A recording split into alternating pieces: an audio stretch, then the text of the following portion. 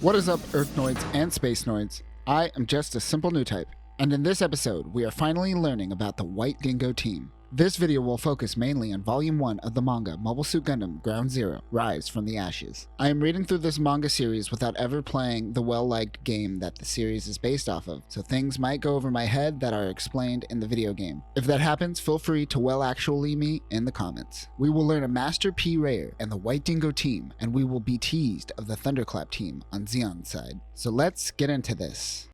A team is investigating the area of what was once Australia. They are all covered in hazmat suits. One person, Dr. Olivia Grant, is surveying the land. One man comes in and tells the doctor that the radiation levels are too high in the area and they need to evacuate. Also during this time, the Federation is currently making moves towards an all-out offensive attack on Odessa. The doctor is actually from Australia. She was in Paris at a conference that day. One soldier asks if she is from Australia, not realizing that Dr. Grant will go on a diatribe about her land and how it has turned into a battleground. I call this exasposition, where someone gives an exasperated speech simply to give the reader a little bit of exposition. We see Ground Zero and the former Sydney. We jump to Meekatharra base on the eastern coast of Australia. Here we see what looks like the Guntank Thunderbolt variant, but not exactly. It has the large caliber cannon of the Guntank early type, which we saw in Origin, as well as the RX-75 gun tank. I will get into detail on this unit when we get into our next Thunderbolt video, but it is equipped with a low recoil cannon, 4-tube BOP missile, 6-tube missile pod, and a smoke grenade launcher. The gun tank is able to take out a few Magella attack tanks. They for some reason don't fly away in their secondary form. Suddenly a Zaku comes in. The gun tank tries to use its cannon on the mobile suit, but it dodges. The Zaku uses its machine gun and puts holes through the gun tank. The pilot is hit. More Zakus come in and assist the unit. The Guntank pilot looks out and sees the emblem of the Thunderclap team. Back with Dr. Grant, she is informed of Thunderclap and their actions, another reason why their team had to pull out as well. The private guard assumes this is why the airspace around Torrington base is limited.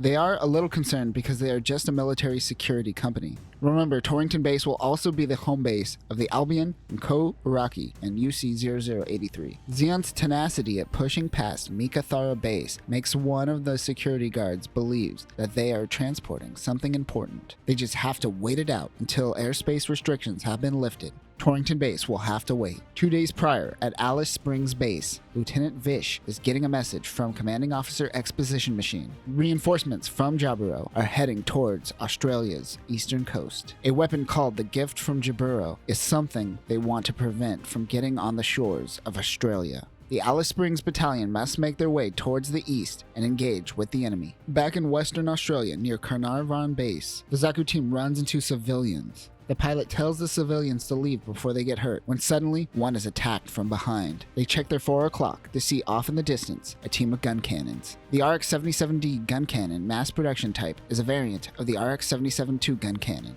This was deployed near the end of the 1-year war and was developed off the data of the gun cannon Heavy Custom. Like most mass-produced EFF mobile suits, this gun cannon also does not include the core block system. It shares many parts with the RGM-79 GM Command. This was considered the superior unit between this and the RGC-80 GM cannon. The gun cannons can retract into the back of the mobile suit, so it doesn't have as many blind spots as the original. It is also equipped with Vulcans, a 90mm bullpup machine gun, a 100mm machine gun, and a special ceramic composite shield. They continue their assault, taking out a Zaku head and dropping one off a cliff. One Zaku cannon begins firing on the gun tanks. The MS-06K Zaku cannon is designed to be an anti-aircraft mobile suit and functions as a support unit. This unit is essentially a Zaku 2 ground type with a 180mm cannon mounted on its backpack. However, this variant seems to have a 6-tube Gatling gun instead. It also uses a 120mm machine gun, Zaku bazooka, and a Heat Hawk, your typical Zaku loadout. But one new item is the smoke discharger. This unit just so happens to use the smoke discharger, confusing the gun cannons. Out of the smoke comes a goof using the heat wire on one unit. It takes out its heat sword and slices another gun cannon in half. The goof is able to take out the gun cannon team and save the remaining Zakus. The pilot complains about the heat rod being too heavy of a weapon for a close combat. He gets out of the goof to reveal that it is Lieutenant Vish. They must prevent any forces from Torrington base from making it to Carnarvon base. One soldier asks if he thinks that it is the gift from Jaburo that they hear about. Vish doesn't believe it is, and it seems that EFF is using this intel to throw Zeon off their track. This area has been in a stalemate for some time, and Vish believes things are about to get interesting. At Torrington Base, Dr. Grant has finally been able to land, but things are still quite secretive here. Grant landed on the outskirts and must be shuttled to her exact location. As she is traveling, one of the Medea ships is loading a mobile suit. She also notices one soldier and his white Dingo team patch. The soldier looks back and yells at the bus to stop. Grant's assistant Plo was taking pictures of the mobile suit. He asks her to delete the photos and submit a full body search. Grant says that she is in charge of Plo, and all concerns should go through her. She tells him that she is a geologist here to survey the land.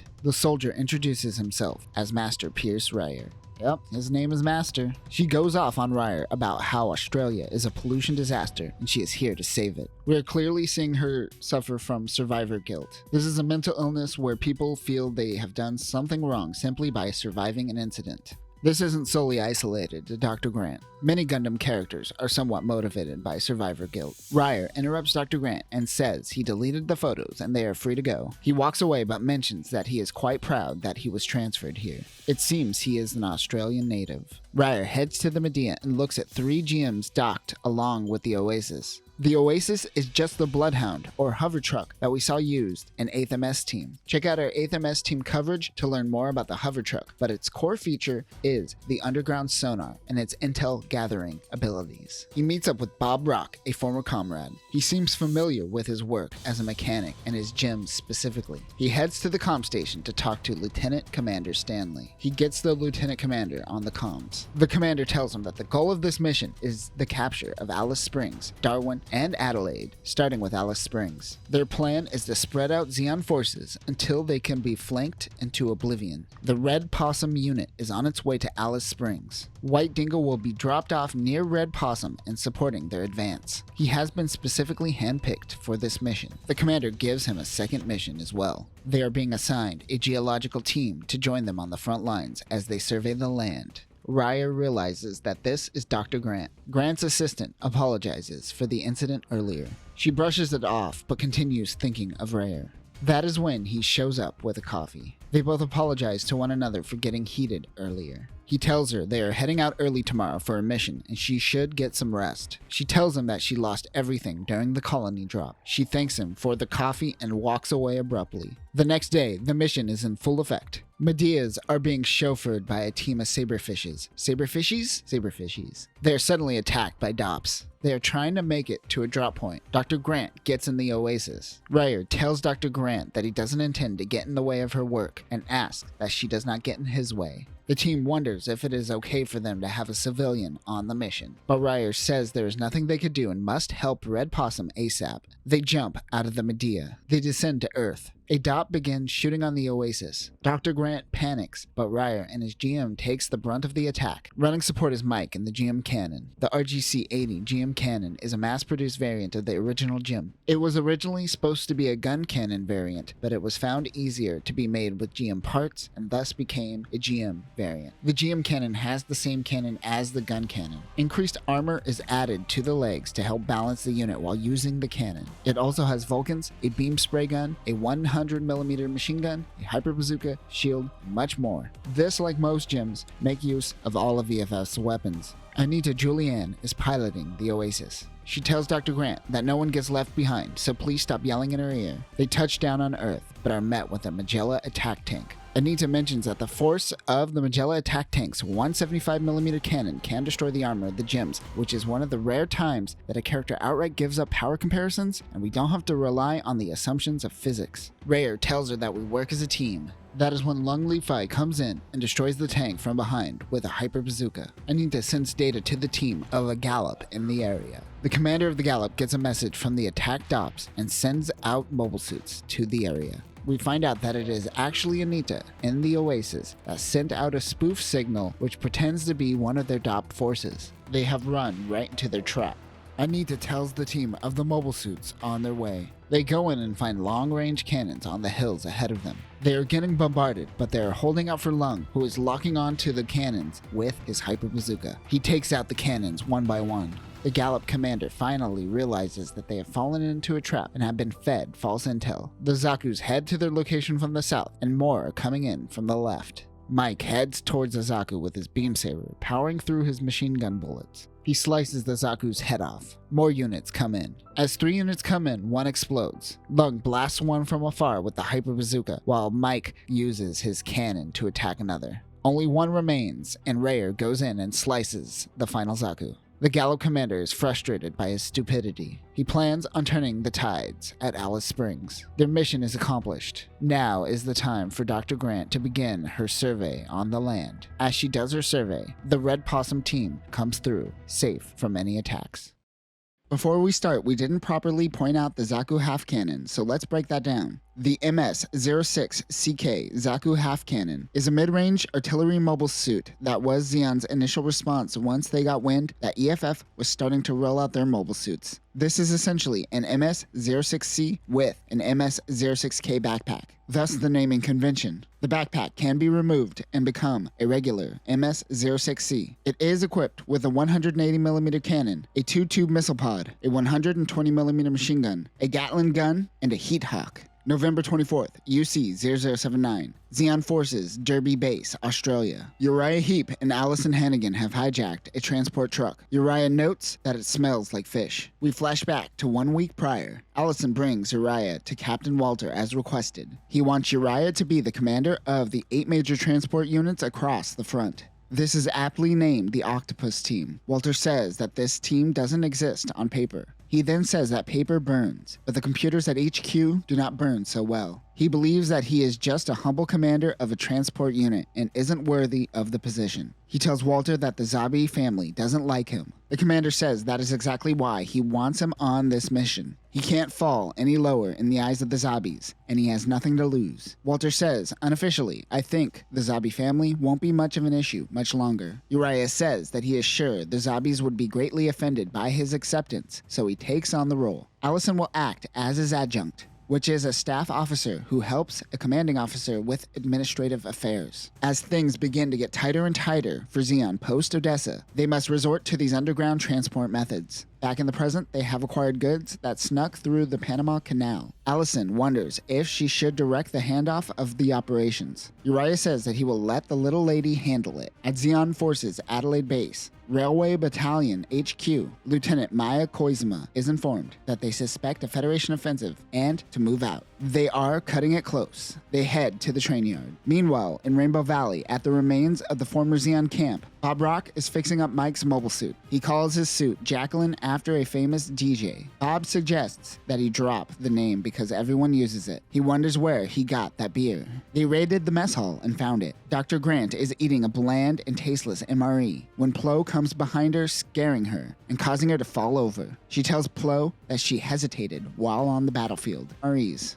He says that is barely for human consumption and takes them to the mess hall they just captured. Anita is mad that Mike is telling people about the mess hall as it seems to be stocked and they want it to themselves. They found a stockpile of meat, so they just started grilling away. It was labeled Aussie meat. Lung gets down with it no problem. He says it tastes like chicken. Once Dr. Grant takes a bite, she instantly realizes it is crocodile meat. She says that the meat that looks a little tougher is probably kangaroo. They forget that the doctor grew up in Australia. Suddenly, the rest of the squad comes in and begins raiding the place looking for beer. Dr. Grant wonders where the commander is. Meanwhile, inside of the Medea, Rayer is awaiting a call from his commanding officer. He believes that their next mission is to take on Alice Springs, but rather it will be to support the Red Possum team who will be handling direct assault. There are pillboxes in the north and south that are preventing Red Possums from their full-on assault. After they are destroyed, they must sow chaos amongst the enemy. Rayer thinks that the commander is hiding something. He hesitates and then says that what he is about to hear won't be in the mission plan. The White Dingo's goal is to minimize civilian damage. They intend to take the base and use it as a base of operation for themselves. And for that to happen, the civilian's life must not be affected. He must take out Zeon without killing civilians, which sounds like an impossibility. He wants the restrictions on his team lifted, but he is denied this request. Before he signs off, he asks why the geologist is hanging around with them during all of the missions. He says that he will soon know in good time. Captain Stanley is raising some red flags. They aren't being told everything about the mission, and it doesn't sit right with Rayer. He heads back to the team and breaks up the fun as they gather for a meeting. Lieutenant Vish Donahue is prepping his team in Alice Springs. He goes over to his goof. On his leg is etched the phrase, "Enjoy war, I am afraid of peace." He laughs and tells his men to be on the lookout for saboteurs. 1 hour prior, Vish had his final mission briefing with Commanding Officer Exposition Machine. He tells them that EFF must not know their true intentions, while also preventing any civilians from getting involved. Both are trying to minimize civilian casualties. He wishes him good luck and refers to his nickname on the battlefield, Uncle Donahue. The base commander, Lieutenant Glock, comes over to Vish and the two butt heads. He tells Vish not to go off the book like he did in Rainbow Valley. They suddenly get a fax from the headquarters. A fax? A fax? Yes, this is also how Maya Koizuma was informed to move out towards Melbourne. In a world where Minovsky particle dispersion exists, the best form of communication for Zeon's Underground Railroad is indeed the fax. The resistance has blown up the main route, and the train has been delayed. This isn't looking good for them. The White Dingo team deploys. Anita and Dr. Grant are in the hover truck. Anita says there is no mobile suit activity so far. The intel they received from Rainbow Valley was a little off. He wonders if there is an irregularity within White Dingo. Mike begins complaining about their routes being limited, so they should confuse them before pressing in. He suggests they distract the town by taking out their water tower. However, since the colony dropped, water has been quite scarce, and they wouldn't wish that evil on their enemy. However, rather than using a water tower, they will just have one sucker go out and distract the town. Anita says, "Thanks, Mike, for opening your mouth and volunteering." He now wishes that he never complained in the first place. Mike gets in position with the Franz EFKAR 98K 75mm sniper rifle. This is a bolt-action rifle with 5 shell rounds. This gun sucks and gets jammed quite easily, but it is great for preemptive strikes like the one Mike is about to make. He aims at one of the pillboxes and fires. It is a direct hit. Mike goes in while Anita begins jamming communications. Vish is informed that EFF is attacking the southern pillboxes head-on. He doesn't feel right about this head-on attack. He thinks it is another diversion. Glock is requesting permission to sortie. Vish tells him to stand by. He tells his men to contact Koizumi immediately as this place is about to become a battlefield. Meanwhile, Koizumi and the train have finally made their departure after their delay. That is when she is informed that Alice Springs is under attack. She tries to get a hold of Vish and have the Thunderclap team protect the city until they could pass through.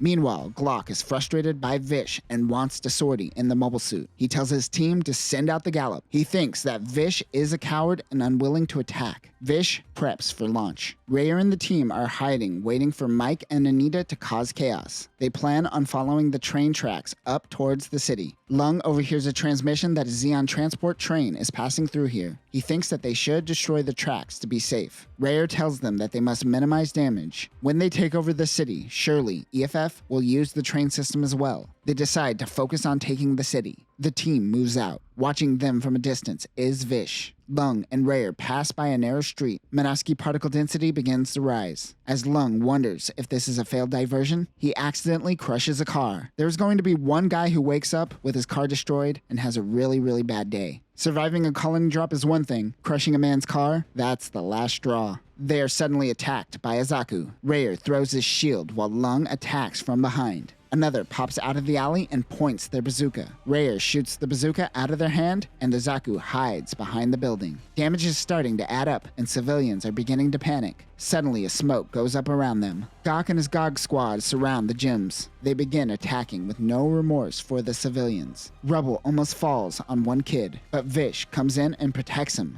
The kid knows it is Uncle Donahue. Rayer and Glock engage in close-quarter combat. From the distance, Mike tries to get a shot on the team, but he risks destroying the town. Rayer gets out of his gym and tries to talk to Glock, but he goes in to attack with his heat hawk. Vish uses the heat wire. This is specific to Vish's goof and is also found in various goof customs. This is essentially a thinner and stronger heat rod with a magnetic grappler. Vish tells everyone to cease fire. Rather than fight with the White Dingoes, Vish decides to open up about the city. He tells them that the destruction of the water towers would be a death sentence to this city. He also wants to minimize civilian casualties. Because of this, they will withdraw from Alice Springs and give the city to EFF unscathed.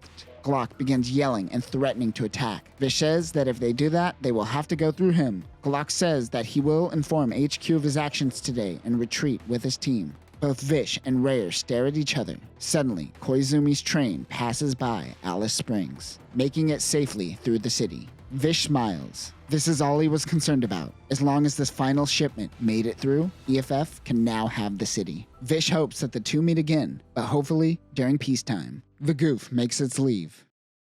They have taken control of the base. While scouring the facilities for supplies, they happen to stumble upon the prototype beam rifle. Mike thinks that he should be the one to wield the prototype weapon, as he is the team sniper. Rare tells him that he is going to be support on this one. Pio and Dr. Grant are out on the town when they get called back to base as there are enemies approaching. Pio notes that for being the enemy, Zeon sure does have a good reputation amongst the townfolk. We have seen this many times in Gundam where EFF will take control of a base, and the locals who live there will actually yearn for the days of Zeon. I once met an old lady in Prague who yearned for the days of communism, so it is a real thing in our real life. Grant is the only one that notes that Zeon was waiting for the train to pass before surrendering. She wonders, what was that cargo? They get back and head out instantly. Rare mentions that they are heading out to Simpson's Gap, west of Alice Springs. A Gao is heading to Simpson's Gap from Darwin. While the Red Possum team heads down south, the White Dingoes will intercept the Gao. They are allowed to use the prototype beam rifle on this mission. They make it to their location and drop down. There is heavy fog, which doesn't help them considering the uneven terrain. 5 minutes until the Gao arrives. Anita sends over flight data to help him in this heavy fog. Rare makes some adjustments when Anita tells him to watch his 9 o'clock. He is attacked in the right arm by a counter sniper. Rare is fine, but he dropped the prototype beam rifle. Anita tries to get an eye on the target. She is able to confirm 4 Magella attack tanks. One tank attacks Anita's hover truck and detaches the Magella top. Lung takes out the top with his 380mm rocket launcher and focuses on supporting the hover truck. Rare's right arm is dead. He has to reconfigure his left arm to use the prototype beam rifle. He tells Mike to take out the sniper aiming at him while he acts as bait. Lung continues support while Anita continues recon. 1 minute 15 seconds until they make contact with the Gao. Mike says he is an idiot as they still don't know how many enemies there are. Anita spots 3 Magella attack tanks, 1 ground type Zaku, and 1 commander type Zaku. 30 seconds until the Gao makes contact. That is when Mike spots 1 Zaku. He jumps into action and takes out the mobile suit. Another one comes in from behind with the Heat Hawk. Mike shoots off his arm and Lung comes in and shoots him with the bazooka. The Gao approaches their location. He takes aim but is surrounded by 3 Magella tops. One shoots at his backpack. He falls to the ground. Mike comes in and begins picking off the Magella tops. Ryu grabs the rifle with his left hand, takes aim, and fires. He takes out one of the engines of the Gao. It begins changing trajectory. He has to take out the engine. Lung comes in and takes out the final Magella top. Ryu points his gun towards the Gao once again, but he notices 2 mobile suits dropping out. He shoots down the second engine and the Gao goes down. Ryu thinks that the cooldown in between shots is too long and not practical in battle. He also thinks that they may have been lured out to Simpson's Gap. The Green Echidna and the Red Possum teams have joined forces in Darwin. The Yellow Kawaka team has run into Zeon on their way to Adelaide. What is a Kawaka? Man, Australian animal breeds are on a whole different level. The White Dingo team is going to provide support at a Zeon-controlled mining facility near Adelaide, then link up with the main assault teams. They will be provided a new mobile suit afterwards. We cut to the mission where Mike takes out a Zaku, but one of the Zakus takes out his head sensor. Rare comes in and supports him. Lung says they need to be mindful of ammo, as they aren't even at the mining base yet. They wonder why Zeon forces are spread out in random areas. The team gets a mayday from the Orange Ibis team.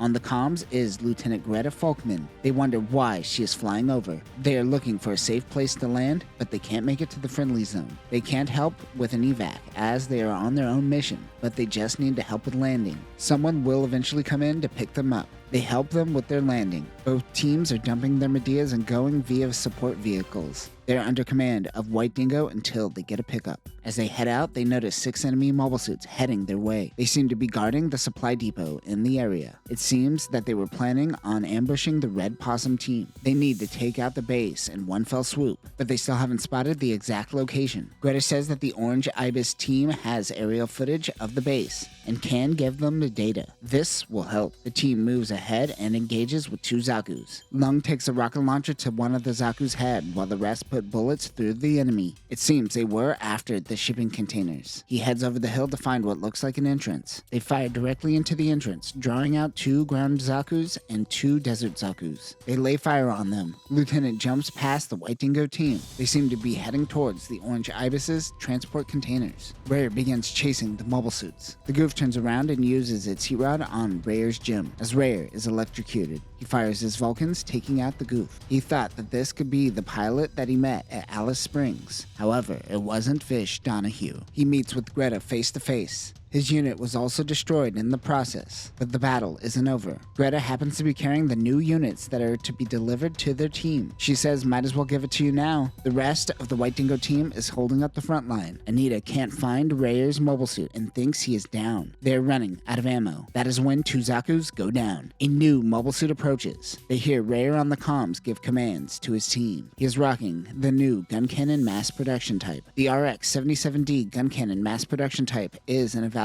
variant used during the One-Year War and is based off of the RX-77 gun cannon heavy custom. The core block system has been removed in this unit and shares many parts with the GEM command. The back-mounted 240mm cannons are semi-retractable and have been slimmed down for efficiency. Other weapons include 60mm Vulcans, the new 90mm bullpup machine gun, a 100mm machine gun, and a shield made of titanium ceramic composite. Rare fires his cannons and takes out the enemy. We cut to December 19, UC 0079, Derby Base. Lieutenant Yuri is informed of Jukon-class subs on their way delivering an important package. He wonders what it is and receives an encrypted message regarding the supplies. It is a weak encryption and shouldn't be too hard for them to crack. Maya Koizuma and Adrian go to meet with this person who sent the encryption. Her name is Ensign Gioconda. Maya yells at her for sending a weak encryption and tells her to hand over the goods. But she says she is here to negotiate first. Maya doesn't have time for this, so she says, screw it. We don't need these supplies. The ensign says, fine, you could have them. But she didn't bring them with her and must go back to their ship. Maya wonders why they sent out a green negotiator. The White Dingo team watches the news informing them that California base has finally been reclaimed by the Federation. Rare gets a call from Captain Stanley. The Yellow Kawakas will handle cleanup in Adelaide. White Dingo's mission is to focus on Adelaide's coastline. There is unconfirmed intel that there might be a Xeon base near the reef. The captain says he is counting on positive news and wonders what he meant by that. Meanwhile, the Xeon base gets word from Maya that there is another team with the Jukon team. It is Lady Cecilia Zabi's Special Forces team. They wonder if they are transporting that thing. We will learn about what this is soon, but for more, check out our return of Johnny Ryden coverage. A mobile suit team that fled from California base meets with the ensign negotiator who is still giving them a hard time. She mentions that the Special Forces team went out in DOMs. They decide to chase the team instead. That is when the White Dingo team moves in on their location. They are all rocking new gun cannons. Anita spots 6 units. Lung thinks there may be a submarine dock in the area,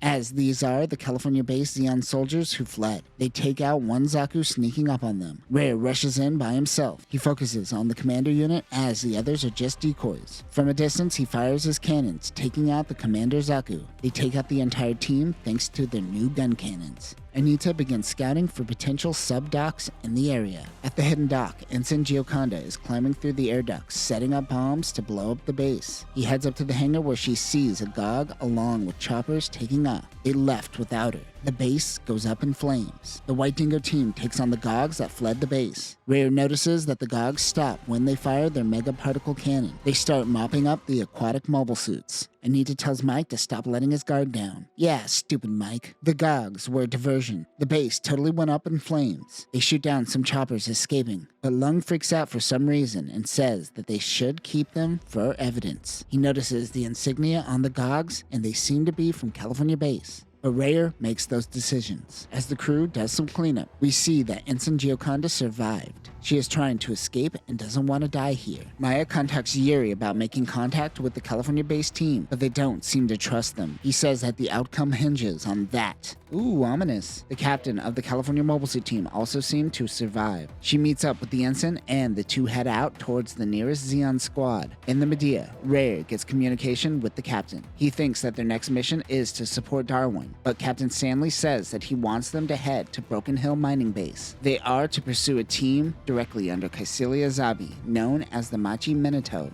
He wonders who his target is, but the captain says this is most likely a biological weapon known as Astaroth. They don't know too much about it, but they know it is a weapon of mass destruction. He wonders if Zeon would use such a weapon. The captain knows that Zeon forces won't do anything, but the zombies themselves might take strict action. He must secure Astaroth. They know they can't destroy it for fear of greater damage, so they must capture it. This is where White Dingo's passenger comes into play. Dr. Olivia Grant was a former member of the Astaroth development team and is here to help him locate this bioweapon. December 25th, UC 0079, the day that Abawaku will fall. But on Earth, near Broken Hill, Rare and the White Dingoes are moving through a fog following traces of Zeon units. Lung doesn't understand why the enemy is traveling by foot. He doesn't know of the bioweapon. Earlier, Dr. Grant explains to Rare that she was a part of the research project and had control of Zeon's data compiled from previous researchers. That is when Zeon took control of California base. Because of the colony drop, she went back to Australia to help her family and escaped what was going on in California. She says that it was just a simple plant parasite designed for improving agriculture and helping combat desertification. However, the military saw it as an opportunity to use it as a weapon. She has never seen this in person. She only understands the research. Grant wonders if Rare suspects Lung of something. They spot a Gallop in 6 mobile suits. They think it is Zaku's and Goof's, but Lung is concerned about Dom's. Meanwhile, a Commander Nearlight is praising Ensign Adrian's abilities at maintaining Doms. The Octopus team wants to run support for the Manitou team. They don't need to waste a Gao on transport, and they don't need mobile suit support either. They part ways and Adrian's unit heads towards a Fetty unit. The White Dingo team takes out the Goofs that attack them. They wonder if this was Machi Manitou. It might be that Zeon is just getting desperate and upping their game. Tina and Gioconda are trying to catch up to Zeon's forces. If Adelaide were to fall, they were to regroup at a particular location near Broken Hill. They head to the location to find nothing, but they do see tracks. So people were just here not too long ago. A Luggin swoops down and lands. He is a part of the transport team heading to Hughenden. They hitch a ride. Stanley Hawkins briefs Rare in the middle of the night. Based on the time, Rare knows that the squad they took out wasn't the Machi Manitou team. It seems it was a diversion and the real Machi Manitou is heading towards Torrington base using DOMs. Hawkins says that what he is about to tell him is deemed classified and to not tell anyone. He informs Rare that Torrington base is where the Federation's nuclear reserve is located. Zeon is trying to access the nukes. He tells him about the rumors of nukes being used at Odessa. He is referring to Mikuve's failed attempt. We also know this is the reason why the Gundam development project and UPO-2 will be stationed at Torrington base in Stardust Memory. Charleville. Wait, not Charlesville? Okay, Charleville base is connected to Torrington base. In the events that Torrington is attacked, there is a tunnel connecting the bases to provide defense. The Charleville base is under attack. They are sure this is a coordinated attack to get the nukes. Hawkins says that the White Dingo team is the only one they could trust to handle this. Rare wonders if they could retrieve Astaroth and prevent a nuclear attack all in one go. The team heads out in Medea's. He tells the team they are heading to Torrington base to finally take out Machi Manitou.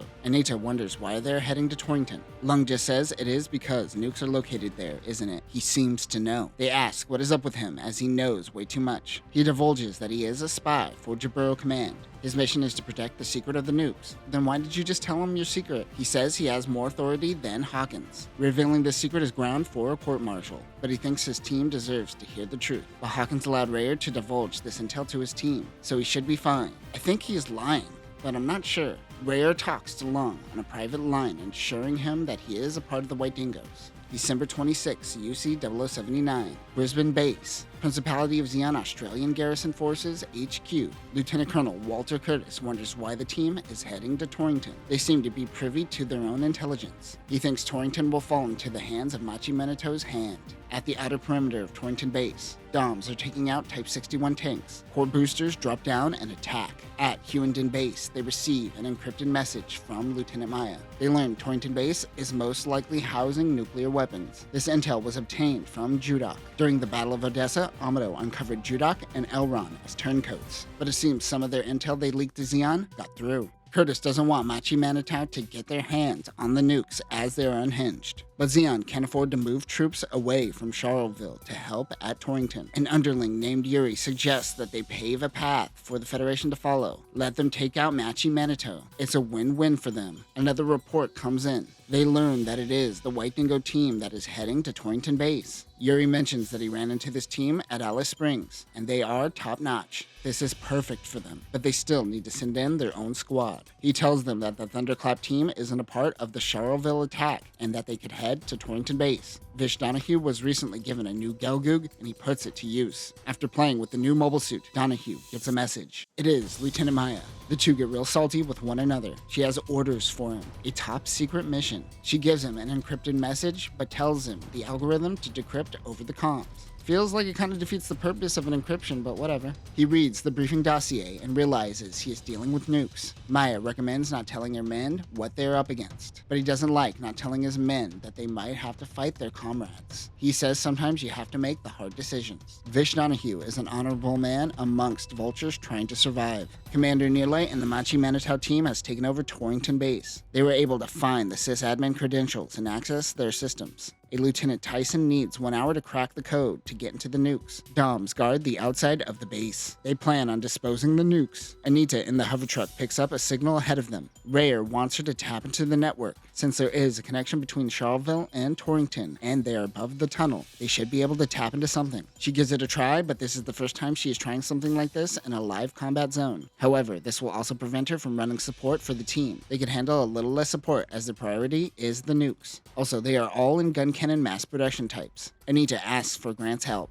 She is going to hack into the system by going through all the higher-ups and putting their birthdays as passwords. One of these idiots most certainly used their birthday. It is only a matter of trying them all. She goes, "I'm on it." Okay, I'm in. Well, that was fast. Anita causes a distraction for the Zeon hacker to buy them some time. While doing that, they could go help the team. The Doms are outmaneuvering the White Dingo team. Mike gets in too close. A Dom closes the gap and slices down with his beam rod. Two Doms surround Mike. He grabs the beam saber, slicing down on him, but it melts his arm and hand. That's a cool shot. Attacking Mike halts the Dom's movements, allowing Rayer to move in. Mike uses his cannon on one of the Doms, blowing its head off and saving himself from taking a beam saber to the face. Rayer attacks from the back and takes out the Dom. He notes that this isn't a team. It is a bunch of lone wolves out for themselves. Their lack of teamwork will be their downfall. Without a bazooka, the remaining Dom is forced to close the gap and use the beam rod. As it rushes, Lung comes in and trips the Dom. They take it out thanks to Lung's support. Anita is trying to catch up with the rest of the team. Another Dom has the high ground looking down at the White Dingo team. He takes aim when Vish Donahue comes on the comms and tells him he is pathetic for using his own comrades as cannon fodder. The pilot looks over to see Donahue in the Gelgoog. He wonders what a Gelgoog is doing on Earth. Vish is here to take out the trash. The two have a standoff and Donahue shoots first. The Dom falls backwards and his bazooka goes off into the air. Donahue and his team fall back and let the White Dingo team handle the rest. Anita meets with the rest of the team. She tells him of the explosion that came from the Dom. It seems Zeon Mobile Suits attacked its own and then fled the scene. Commander Nearlight refuses to surrender. He now thinks that there were no nukes here and never were nukes. This was all just a ploy for the Federation to get their hands on Astaroth. The hacker, Lieutenant Tyson, thinks the commander has gone insane. They are going to try to break out of there by force. They will lie and tell them they will surrender in 10 minutes. Then they will split off into two teams, where they will act as a distraction. Sure enough, the helicopters take off and the White Dingo team takes them out swiftly. Seeing that Zeon would sacrifice their own men just to keep Astaroth safe, Rayer is certain they are willing to use this super weapon without any reservation. Suddenly, a broadcast is coming in. It is Walter Curtis saying their mission is successful and commence the final order, Stairway to the Moon. The message repeats over and over. As Nearlight makes his escape, he notes he has no idea what this message is all about. The White Dingo team completes their mission, but is left with an eerie message. Hughenden, HLV base. Lieutenant Maya is putting Gioconda and Tina to work. They wonder why they are cramped in this small makeshift control room. Things are going to get tight in here. She tells them to focus as the next few days are going to be a crunch. Maya believes that officers should inspire fear and not admiration. She says that she is grateful for their help. but they aren't her superiors. They can leave. Even more, they could get them back into space if they like. Gioconda says she is going to stay until the very end, as this is the only place that she has been needed. Maya is real with them and lets them know that this base has 3 days tops. EFF is going to be hanging out in orbit and will blast any HLV out of the sky. Even if they did leave, they would most likely die getting blasted out of orbit trying to head back to Side 3. Maya is heading back to Broom Base for now. The nukes at Torrington Base were secured thanks to the White Dingo team, but there wasn't an Astaroth sample with them, and it is still at large. Enemy Commander Nearlight is most certainly the one in possession of it. Stanley Hawkins tells Rare that the Machi Manitau is most likely tied to Walter's Xeon broadcast. This is probably a code to initiate what EFF is calling the Final Order, Staircase to the Moon. They're going to find themselves in HLV and hightail Astaroth to the moon. He wonders why they don't just sweep him up from low Earth orbit after they launch. Hawkins once again tells Rare confidential intel. Even Hawkins is still in the dark, but apparently Xeon fired their solar ray and took out most of their fleet. Some are returning to Earth, but it will take them 24 hours. There is a window where low Earth orbit over Australia can't be occupied. It's the perfect time for Xeon to flee. They don't yet know about the Battle of Baoku or about General Revel and Degwin's death. They just know their fleet is hurting. They need to keep Machi Manitau from linking up with their Hughenden allies. Then they could trap them on Earth. They will cut off their route and trap them in a pincer move. A classic, but a goodie. They will accomplish this with the help of the Northern Invasion Force. Rare and the team will head out immediately. He thinks that things are starting to come to an end. Pia returns Dr. Grant's computer with the Astaroth data.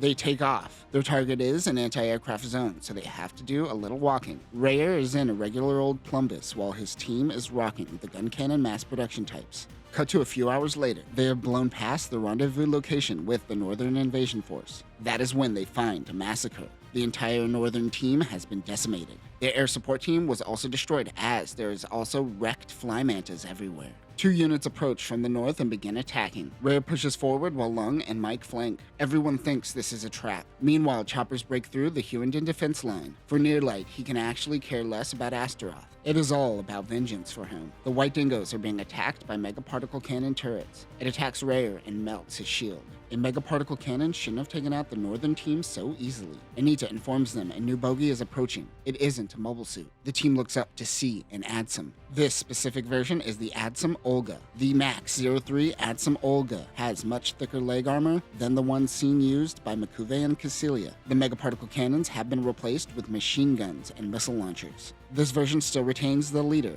which is the wired hover drones, with a shocking attack. The Adsum fires its machine guns onto the White Dingoes. It unleashes the leader on Rare, and the electric shock explodes his gym head. He drops his bazooka and grabs his 100mm machine gun and destroys the Adsum. Really? With just a single clip from a machine gun? That felt too easy. Video game players, it wasn't this easy in the game, was it? Rare is sad for not having a head. He's a headless boy. His mobile suit is completely shot and will need a pickup. Meanwhile, in Hughenden, Nearlight's team is splitting up and looking for blind spots as they prep an HLV. A Xeon commander wearing some bass goggles gives Tyson a case containing their sample of Astaroth. Their crew is concerned that Tyson and his crew will turn on them. The commander says he has ensured that he won't stab them in the back, and they won't take off without them as he has added a self-destruct trigger. Neither Dr. Grant nor Rare can get some sleep. He asks her if she still hates military types. She says that she will always hate wars, but people were people before they became soldiers. Lung is also up and has something to say to Dr. Rare.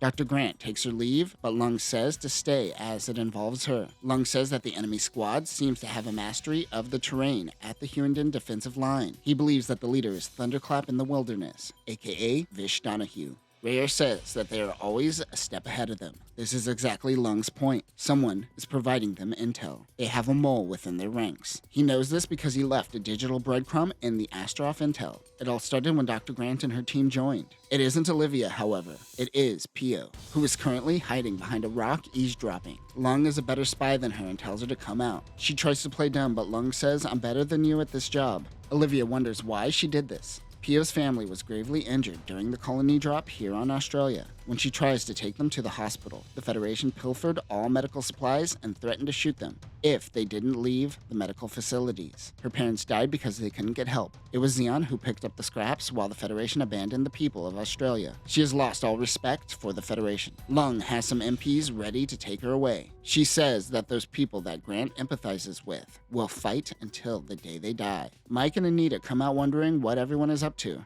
Rayer is like, what the hell were you two up to? Even though it looks like these two were just hooking up, they were actually hanging out with Bob Rock. He says their new mobile suits are ready. At Hughenden base, Donahue is being sent out even though their team has barely gotten any rest after their previous mission. Uriah says young people don't need sleep. He hasn't had a sit rep on what is happening around the base. He is shown a weak spot in the base defenses by Uriah. If EFF gets through this, they will gain dominance. The Thunderclap team will handle defenses in this area. Uriah says that they will provide mobile suits for his team. After his briefing, a mechanic wonders if he is certain about the new mods. They stripped a lot of the armor from his mobile suit to improve mobility, and they feel it is too vulnerable. He says not to worry about it as he takes the Shar Aznable approach of simply not getting hit. I just realized we never broke down the ground Gelgoog. Let's do that. The MS-14G Gelgoog ground type is a modified Gelgoog for Earth combat. The joints have been dust-proof, and it doesn't have a generator in its arm. It has been replaced with a Gatling gun and grenade launcher, as he wanted it as light as possible. Bish Donahue's unit doesn't have a backpack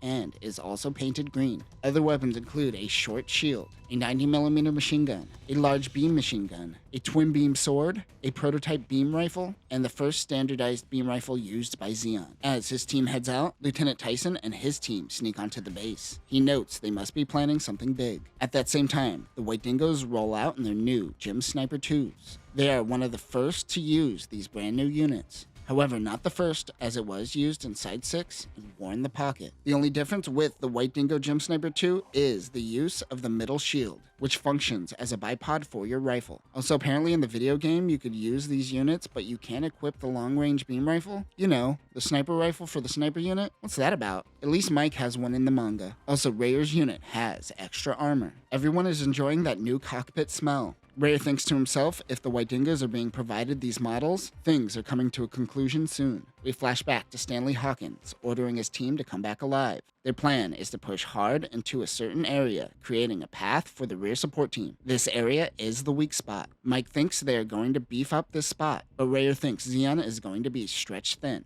He's not taking into account the Thunderclap team, even though they were just mentioned to him. Their goal is to focus on speed and mobility. Rayer takes a step and triggers a sensor. This alerts Hughenden base, who didn't expect the Fetties so early. Uriah doesn't have the Thunderclap team with him just yet, and they are vulnerable. They can't send other soldiers and they just have to wait. One subordinate suggests that they use the Rhinoceros. The Rhinoceros is a prototype ground mobile armor that was rushed into construction and made with spare parts. It uses a Zaku 2 torso and uses a thermonuclear hover unit like the Gallop. Despite what it looks like, it is lightly armored and has issues with overheating. This unit is operated by a crew of 3. It is equipped with an armed machine gun, an 18-tube missile launcher, and a 3-barrel heavy machine gun. There are 2 different variants. The Type A has a 200mm main cannon, and the Type B uses a burstliner cannon, which is a megaparticle cannon that Zeon stole from EFF. The version we see here is the Type B. I think we've seen the Type A in Blue Destiny. This isn't going to be effective, and the large generators will just overheat and become a giant explosive target. But that is the plan. Overheat the generator and turn it into a large bomb. It just needs to be a temporary distraction. They decide to unleash the Rhinoceros. They have the perfect pilot for the job. It happens to be the oldest, most nihilistic man in the Zeon army, ready to, in his words, ride this mechanical beast into the jaws of hell. Anita tells the team that 6 Goose are approaching their location. They split up and try to flank the team. They are doing a 2-4 split. Anita tries to isolate the comms to see if she could pinpoint the commander, but there is too much chatter on the airwaves. Who knows who is leading the pack? Rayer tells the team not to take these goofs lightly. He realizes that the team is new, they don't know the terrain like they do. He decides to fall back to get the high ground near the HLV launch complex. Zeon begins their attack, but they note that they are already pulling back. The commander thinks it is a trap, but he pushes forward anyways. Of course, it was a trap. 2 units take the high ground and pick off the goofs, while Rayer pushes the middle. Zeon notes that these units are too mobile to be normal gems. They have a standoff before the goofs make the first move. The White Dingoes mow them down as they have them surrounded. Anita tells Dr. Grant that this battle was over in a few seconds, but if Rayer hesitated for 1 second, this would have ended differently for the White Dingoes. Rayer thinks that his team is a part of the Thunderclap team. He believes they are pulling out crack teams to fill in the gaps of their defenses, as they shouldn't have ran into anyone. They continue on with their mission of stopping the HLV. Nearby, Zeon spots a Fetty fleet above them in low Earth orbit. They stick to their plan and launch one of the HLVs. The White Dingoes notice. Mike takes aim and fires, but misses the HLV. They don't believe Astaroth was on it. They have intel that there will be 2 more launches. Astaroth will be on one of them. There is no logical reason to think this, but he ends up being right. Zeon celebrates the launching of an HLV when Nearlight's thugs walk in and just begins massacring everyone in the air traffic control tower. They assume control of the HLVs. He mentions if push comes to shove, they can turn the HLVs into a firework factory. Donahue informs Uriah that Thomas and his boys were just wiped out. He is certain that this is the White Dingo team. He is splitting his team into two and moving in. Donahue is given the green light to start this operation. Anita spots a mobile armor ahead of them. She says it is packing the same heat signature as a power plant. Lung mentions that in the early days of the war, the Feddies lost track of a burst liner. Well, that explains how one variant of the Rhino was made. Rayer thinks it won't be swift, so they can move around its attacks, but it will be very hard for them to move it. This burst liner has a 5-second cooldown according to their intel. They get a visual on the Rhino. The nihilistic old man assumes control of all stations and tells his men to abandon ship. He says you can't stop a warhorse's last ride. Anita mentions that the weight-to-power ratio is off. The Rhino weighs a lot to compensate for Newton's second law of motion. There's also a spot on the unit that is generating insane amounts of radiation, and is probably the place you want to shoot it to go boom. They start flanking the unit. The Rhino can spin its turrets faster than they thought. He doesn't allow the White Dingoes to get on his 6. As this is a hover vehicle, he is able to spin around swiftly, focusing on Mike. This exposes his 6 to Rayer, who rushes in. The Rhino spins back around and fires. Rayer uses his shield and dodges, barely missing the beam blast. The Rhino's generator is fried. Rayer flips around the machine, getting behind it once again. He fires his bazooka and takes out the Rhino. Rayer's gym goes into safe mode from overheating. Because of the shield, his gym barely took any damage, though you could fry an egg on his shield right now. The gym half-shield comes in handy once again. They push forward to the HLV. At the base, Nearlight talks to Uriah. He wants to know how Machi-Manito took over the base. He wants to know how he knew he was in the control tower. Uriah says perhaps there is a mole in your ranks. 30 minutes earlier, Gioconda and Tina are getting radio silence and unsure of what their next move should be. They head to the control room where they find Nearlight and his team. They make up an excuse and leave, apologizing for coming in. They start running after getting out of there.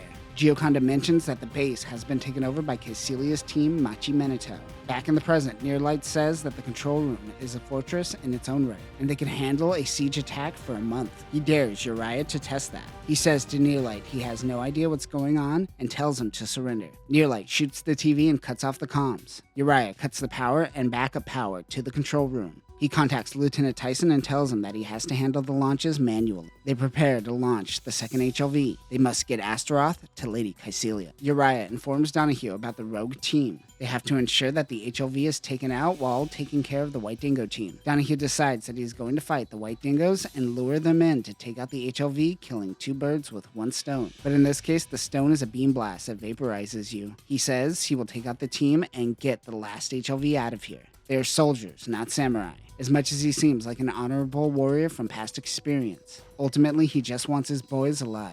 Anita informs the White Dingoes that units are approaching. Rayer thinks it is Dom's, but it is slightly different. It is Vish Donahue and the Gelgoog. He rushes in, which they think is Dom. Little do they know, the Gelgoog is the first Zeon mobile suit equipped with a beam rifle. This throws them off as Donahue attacks Mike. He is down, but his mobile suit is still functioning at 70%. Rayer notices that he has a long cooldown in between beam blasts. The Thunderclap team strafes around them. Anita points out that they are trying to corral them towards the launch pad. He realizes he is trying to get the HLV thrusters to vaporize them. This isn't the warrior that Rayer fought in the past. This is a soldier trying to survive. He remembers the cool and collected Vish Donahue that he met in the past. But Rayer too is a soldier and must get things done. Rayer chases Donahue while Anita follows behind. He tells Mike and the others to prepare to hide in the drain pipe and bust out after the launch. They have to time this attack perfectly. Everyone follows Mike, with the exception of Rayer, who tries to shoot at the HLV. He has 2 seconds to get into the drain pipe before the HLV launches, or he is vaporized. He gets into the drain pipe.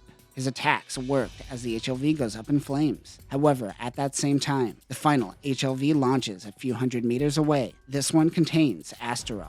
Nearlight smiles, but suddenly it is struck down and explodes. It wasn't the White Dingo's sniper, Mike. It was actually Lung. Mike says he has what it takes to be a sniper. Rare comes out of the rubble. The HLVs are down, and their mission is complete. That is when Donahue's Galgoog approaches. He shoots at the control tower, taking out Nearlight in one blast. So much for trying to survive a siege attack for 1 month. Vish Donahue's mission is also complete. There is nothing left but for the two to fight. Rare tells Mike and Lung to stand down. He pulls out his beam saber, and Donahue unleashes his beam Naginata. He says he may be wearing the wrong uniform.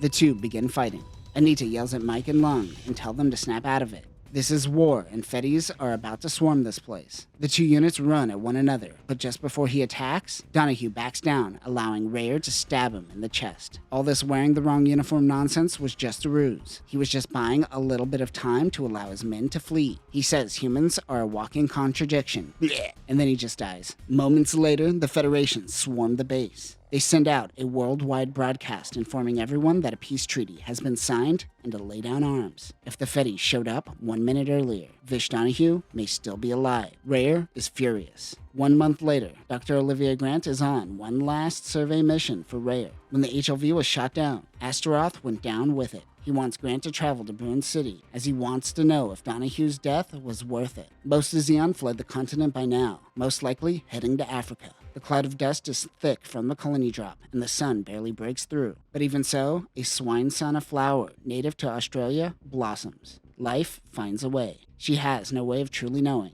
but she likes to think that the people of Zeon are living on, and in some part that is thanks to Vish Donahue. Maya and Walter Curtis await a freighter. Many of the people of Moon and Hughenden were able to flee thanks to the HLV attack at Hughenden. When Uriah said to Nearlight that he has no idea what he is doing, he didn't realize that Walter Curtis's plan was to ensure most Australian Zeon teams survive and flee. Of course, he was working for Caecilia and on his own path. But the Zeon remnants that remained in Australia were too stubborn to play out Walter Curtis's Operation Staircase to the Moon. They all could have lived, but some chose a horrible path of starving to death. We see some of these remnant groups in other manga. They all end up starving and going insane. Walter reminds Maya he is no longer a captain. Dr. Grant gets in her Jeep and turns on the radio where people are telling their post-1-year war stories. The DJ gets a request to play a song called Together in the Future. Grant drives off as she listens to the song, wondering her own future.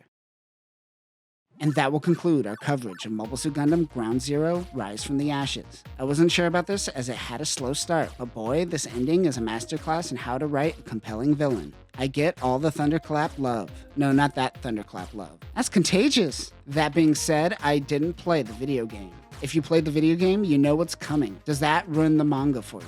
Let me know. Now that we have finished this fan favorite, we will probably dive back into Missing Link as we have to fill in the gaps of our Blue Destiny coverage. But that will do it for now, new types. Remember, Vish Donahue actually turned out to be the honorable soldier in the end. He tricked us! Peace.